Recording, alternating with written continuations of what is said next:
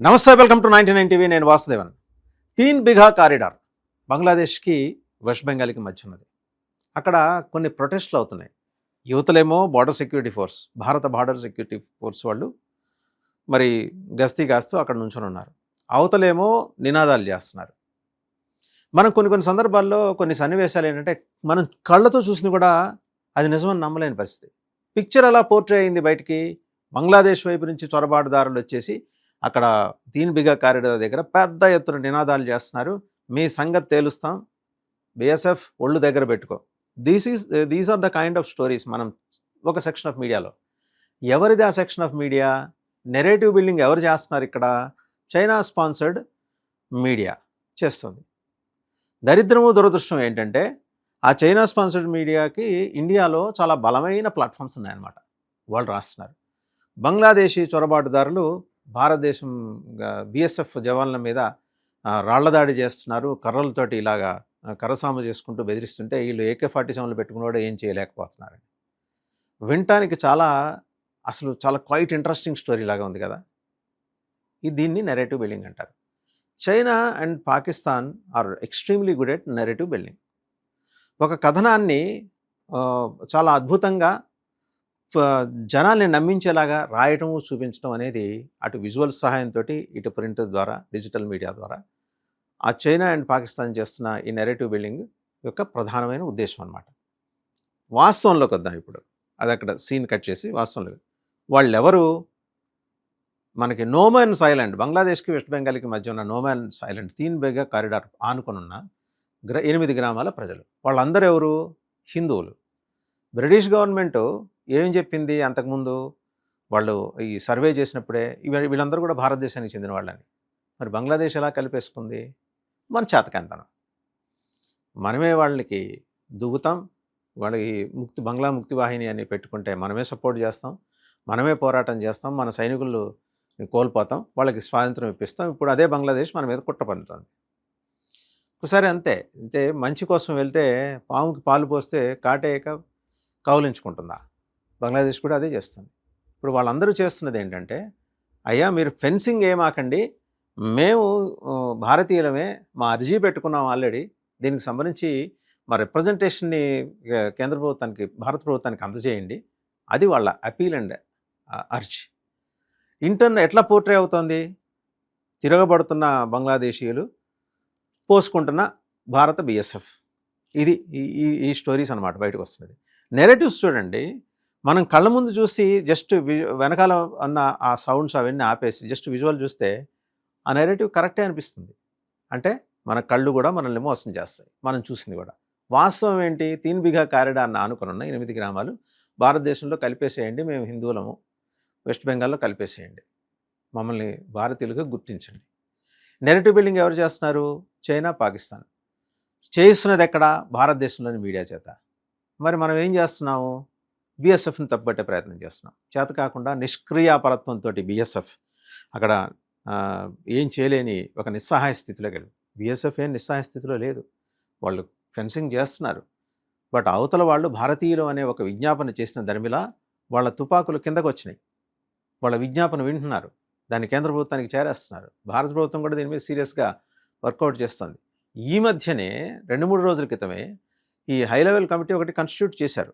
ఇది డెమోగ్రఫిక్ చేంజెస్కి సంబంధించి, అసాధారణంగా పెరిగిపోయిన జనాభాకి సంబంధించి ఒక కమిటీ కాన్స్టిట్యూట్ చేశారు. High level committee, retired supreme court judge, ఇద్దరు ఫార్మర్ IAS అండ్ IPS, అందులో IAS officer, former commissioner census, and అలాగే ఇంకొక ప్రధానమంత్రి ఆర్థిక సలహా మండలి సభ్యురాలు.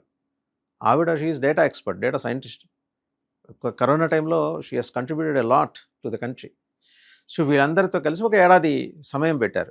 ఎక్కడెక్కడ అసమతుల్యత వచ్చింది, ఇంబ్యాలెన్స్ వచ్చింది, ఎలా పెరిగిపోయింది జనాభా, మైనారిటీలు అంటే ఎవరు, కొత్త డెఫినేషన్ ఇప్పుడు రాబోతోంది. మైనారిటీలు అంటే ఎవరు? 30% ఉన్నవాళ్ళు మైనారిటీలా, 1%, 2% ఉన్నవాళ్ళు మైనారిటీలా, బుద్ధిస్టులు, సిక్కులు అండ్ జైనులు, వీళ్ళ జనాభా పరిస్థితి ఏంటి? ఇవన్నీ కూడా లెక్క అయిపోతున్నారు. దీనికి తోడు బార్డర్ వెంబడి ఈ ఇబ్బంది ఉంటుంది మనకి. ఉత్తర, దక్షిణ 24 పరగణ డిస్ట్రిక్ట్స్, దీనాజ్పూర్, మాల్దా అండ్ మరొక జిల్లా ఉంది.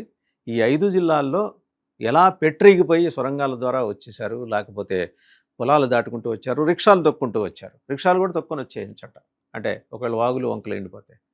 అండ్ ఇంకోటి ఏంటంటే, ఈ బంగ్లాదేశ్ ప్రభుత్వం పార్లమెంట్లో వాళ్ళ ప్రతినిధులు ఏం చెప్తున్నారు, వాళ్ళ పార్లమెంట్ సభ్యులు, తీన్బిగా దాటి వస్తే మీ అంతు చూస్తాం, ఎర్రకోట మీద మా జెండా ఎగరేస్తాం. వాళ్ళెంత, వాళ్ళ దేశం ఎంత, మనం దయతలిస్తే ఏర్పడిన దేశం ఇవాళ మన మీద సవాళ్ళు తొడగొట్టి సవాళ్ళు విసురుతుందంటే అది బంగ్లాదేశ్ బలం కాదు. దాని వెనుక పాకిస్తాన్ ఉంది, దాని వెనుక చైనా ఉంది. ప్రపోజ్డ్ టూర్ ఆఫ్ ప్రస్తుత ప్రధానమంత్రి, బంగ్లాదేశ్ ప్రధానమంత్రి తారిక్ రెహమాన్, ఆయన చైనా వెళ్ళబోతున్నారు. జీ జిన్పింగ్ దగ్గర ఆయన ప్రపోజల్ ఏంటి, జీ జిన్పింగ్ ఆయనకి ఇచ్చే ఫార్ములా ఏంటి? దీనికి ఇన్ఫ్యాక్ట్ ఫస్ట్ దీనికి ఆజ్యం పోసింది మహమ్మద్ యూనస్. ఆయన చైనా వెళ్ళేసి వచ్చిన తర్వాత మన చికెన్ నెక్ కారిడార్, కోడి గొంతు కోసేస్తాం, సిలిగురిని కోసేసామంటే భారతదేశానికి కట్ అయిపోతాయి 7 ఈశాన్య రాష్ట్రాలు. ఇదే అదునుగా చూసుకొని సిఐఏ ఏజెంట్ మాథ్యూ వాండెక్, ఆయన మణిపూర్ నుంచి బర్మాతోటి కాంటాక్ట్స్ పెట్టుకొని అక్కడ క్రిస్టియన్ స్టేట్ ఆయన ఎస్టాబ్లిష్ చేయాలి. వీళ్ళదేమో ఇస్లామిక్ స్టేటు, ఆయనది క్రిస్టియన్ స్టేటు, ఉన్నదేమో భారతదేశం. ఇన్ని అరాచకాలు, ఒకవైపు డీప్ స్టేటు, మరోవైపు చైనా పాకిస్తాన్ బంగ్లాదేశ్ కూటమి. ఇన్ని ఛాలెంజెస్ ఈరోజు శుభేందు అధికారి ముందర ఉన్నాయి. కారణం ఏంటంటే వీటన్నిటిని అడ్రస్ చేయడం కోసమే ఇప్పుడు ఈ కమిటీ కాన్స్టిట్యూట్ చేసిన, అండ్ అలాగే ఇంకా బిఎస్ఎఫ్ వాళ్ళని అక్కడ మోహరించిన, అండ్ బిఎస్ఎఫ్కి ల్యాండ్ ట్రాన్స్ఫర్ చేసిన, ఏది 15 కిలోమీటర్ల పరిధిని 45-50 కిలోమీటర్లు విస్తరించి మొత్తం 2217 కిలోమీటర్ల మేర, బంగ్లాదేశ్కి వెస్ట్ బెంగాల్కి ఉన్న బార్డర్ 2217 కిలోమీటర్ల మేర పరిధి విస్తరించి వారిని స్ట్రెంథన్ చేసే కార్యక్రమాలు చేపట్టిన, సెన్సస్ చేపట్టిన, అండ్ డెమోగ్రఫీ చేంజెస్ మీద ఉక్కుపాదంతో ఈ అసమతుల్యతని అడ్రస్ చేయాలని చూసిన, దీని వెనకాల ఇవాళ ఓవర్ నైట్ జరిగిన ఎక్సర్సైజ్ కాదు. వాళ్ళు అధికారంలోకి వస్తామని ఒక నమ్మకం ఏర్పడిన దగ్గర నుంచి దీనికి సంబంధించిన ఎక్సర్సైజ్ నడుస్తూనే ఉంది. 3D formula, detect, delete and deport. Detect అంటే ముందర గుర్తించండి చొరబాటుదారులని. ఇక్కడ పుట్టిన ముస్లిమ్స్కి సమస్య లేదు, ఇక్కడ పెరిగిన వాళ్ళకి, పరాయి అక్కడి నుంచి వచ్చిన వాళ్ళకి ఎలా వస్తున్నారు. డిలీట్, సంక్షేమ పథకాల నుంచి ఆధార్, పాన్, ఇంక ఇతరత్ర వాటిన్నిటి నుంచి కత్తిరించేసేయండి. అండ్ డిపోర్ట్, బిఎస్ఎఫ్కి తీసుకెళ్ళి అప్పు చెప్పండి, మీరేం వాళ్ళని తని తగిలే ఎక్కల, BSF will take care of. ఇప్పుడు ఆ దినాజ్పూర్ అటువైపు ఆ బార్డర్స్లో చూస్తుంటే, హకీంపూర్, ఈ బార్డర్స్లో లక్షల మంది పరిగెడుతున్నారు. వీళ్ళందరూ కూడా ఏంటంటే టీఎంసీ పైసలు ఇస్తే వచ్చిన వాళ్ళు. టీఎంసీ ప్రతి ఏడాది ఒక 15 లక్షలు తెచ్చుకుంటుంది. రాగానే వాళ్ళకి ration card, pan card, Aadhaar card and passport అన్నీ కూడా 10,000, 15,000 మ్యాక్సిమం. అది కూడా వీళ్ళే పెడతారు. ఎందుకు? వీళ్ళు శాశ్వత ఓటర్లుగా అక్కడ ఉంటారు. ఇప్పుడు అవన్నీ జల్లడి పట్టి బయటకు వచ్చేప్పటికీ ఈ గొడవ మొదలైంది. అండ్ బార్డర్ దగ్గర ఇన్ఫ్యాక్ట్ మన చైనా స్పాన్సర్డ్ మీడియా, మన దేశంలో ఉన్న China sponsored media, as well deep state media and Al Jazeera లాంటి వాళ్ళు ఏం చెప్తున్నారు, భారతదేశం బలవంతంగా వెళ్ళగొడుతోందని.